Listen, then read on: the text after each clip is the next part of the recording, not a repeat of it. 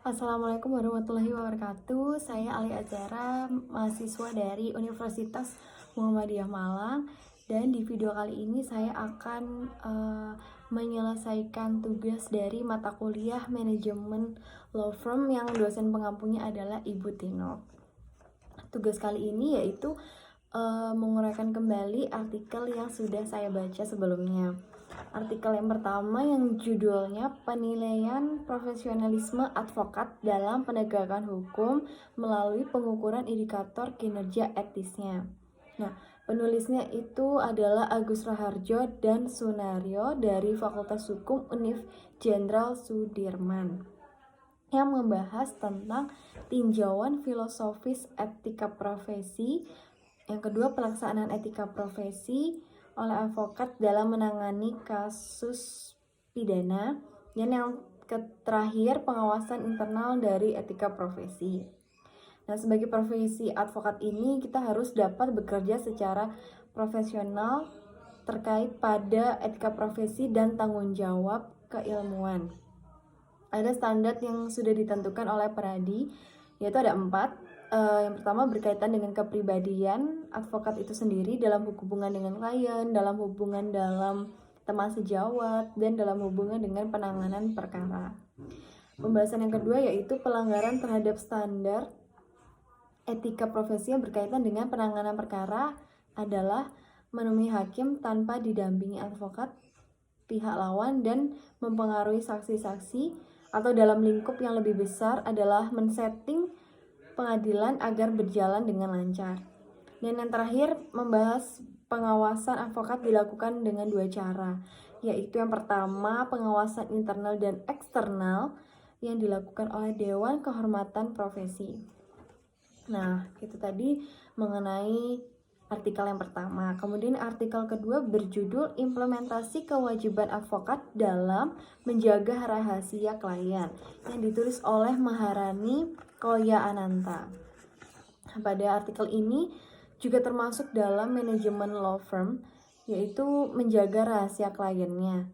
Nah, di dalam zona ini menyebutkan kantor advokat yang sudah menerapkan ketentuan yang tertuang dalam Kode Etik Advokat dan Undang-Undang Advokat Nomor 18 Tahun 2003. Nah, menjaga rahasia klien ini juga sangat penting dalam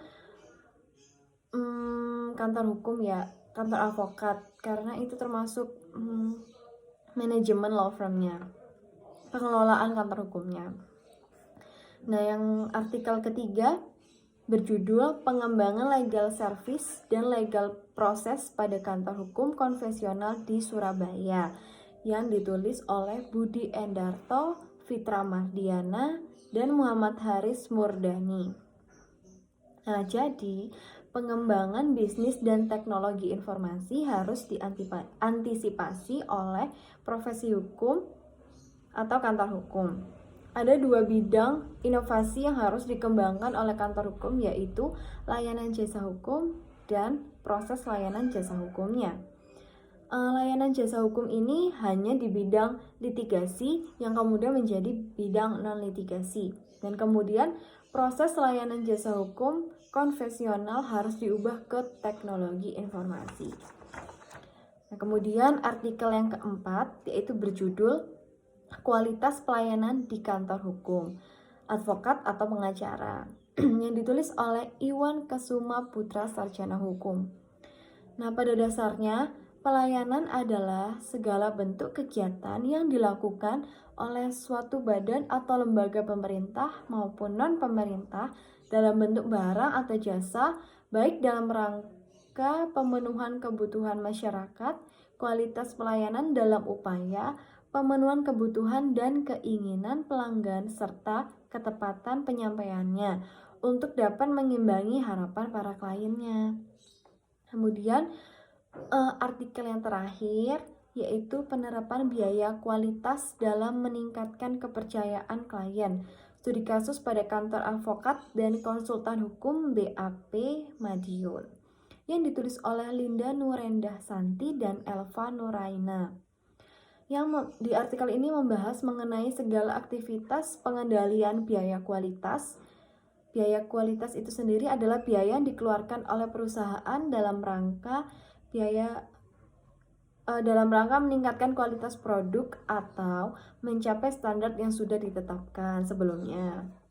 Sehingga advokat dapat mengetahui biaya apa saja sih yang diperlukan untuk meningkatkan kualitas pelayanan seperti dengan menyediakan AC, kursi yang nyaman untuk klien, wifi, pokoknya itu agar menjadikan kantor hukum menjadi nyaman di kliennya.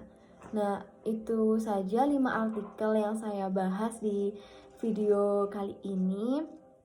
5 artikel itu ya seputar tentang manajemen law firm, tentang pengelolaan bagaimana kantor hukum dapat berdiri. Yaitu salah satunya itu tadi ada masalah biaya, pengelolaan biaya, ada masalah kualitas pelayanan untuk klien, ada juga penilaian profesionalisme advokat dalam menegakkan hukumnya, ada juga implementasi kewajiban-kewajiban apa saja yang harus advokat berikan. Kemudian ada juga pengembangan legal service dan legal proses di kantor hukum tersebut. Pokoknya 5 artikel itu sudah pasti mengenai manajemen law firm. Oke, sekian video dari saya kali ini. Sampai jumpa di video saya yang selanjutnya, dan semoga video kali ini bisa bermanfaat bagi kalian semua yang menonton. Terima kasih. Wassalamualaikum warahmatullahi wabarakatuh.